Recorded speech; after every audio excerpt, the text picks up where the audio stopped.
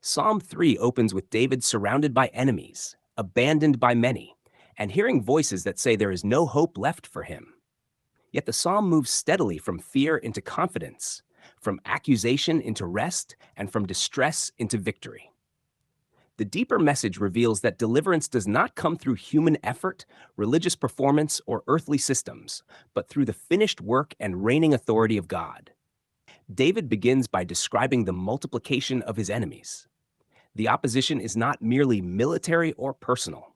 It represents every accusing voice that rises against humanity. Many claimed that God would not save him. This mirrors the condition of mankind under condemnation, where guilt, shame, and law-based thinking continually declare that there is no acceptance before God. The world system of accusation always tells people they are separated, unworthy, and abandoned.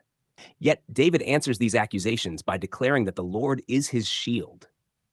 God is not presented as distant or waiting for human qualification. He is already the defender, the glory, and the lifter of David's head. Instead of man striving upward toward acceptance, God himself raises the bowed head. This reveals a covenant rooted in divine grace rather than human achievement. The lifting of the head signifies restored identity, peace, and confidence before God. David says he cried to the Lord and was heard from his holy hill. The holy hill points beyond earthly geography to God's established reign and completed authority. The answer from heaven is not delayed by human merit. The psalm emphasizes immediate access and divine favor. God hears because of his faithfulness, not because of human worthiness. One of the most striking parts of the psalm is David's declaration that he lay down and slept. Surrounded by enemies, he rested peacefully because the Lord sustained him. True rest is only possible when fear of judgment has been removed. The believer is not sustained by self-effort, but by the sustaining life of God himself. Rest becomes evidence of trust in a completed salvation, rather than anxiety over unfinished acceptance. David then declares that he will not fear, though thousands surround him. This confidence points to the victory of God's kingdom over every opposing power. The old covenant world operated through fear, separation, judgment, and continual striving. But God's reign overturns these powers.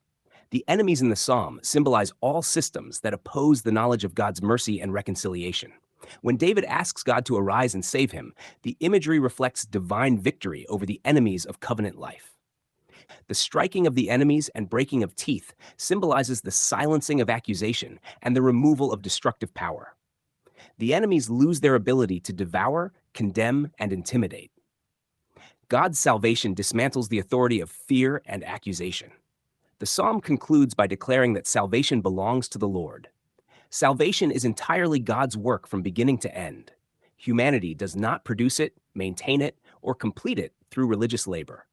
God alone accomplishes redemption and freely gives his blessing to his people. Viewed through the lens of fulfilled redemption, Psalm 3 becomes a declaration of the believer's present security in God's completed victory. The kingdom of God is not waiting for fulfillment in a distant age, but has already been established through Christ's triumph. The reign of fear, condemnation, and separation has been overcome. Because of this, believers can rest, lift their heads confidently, and live in peace even in the midst of opposition. The psalm ultimately reveals a God who defends, sustains, hears, and saves his people completely. It is a song of confidence in finished redemption and the triumph of God's kingdom over every accusing voice.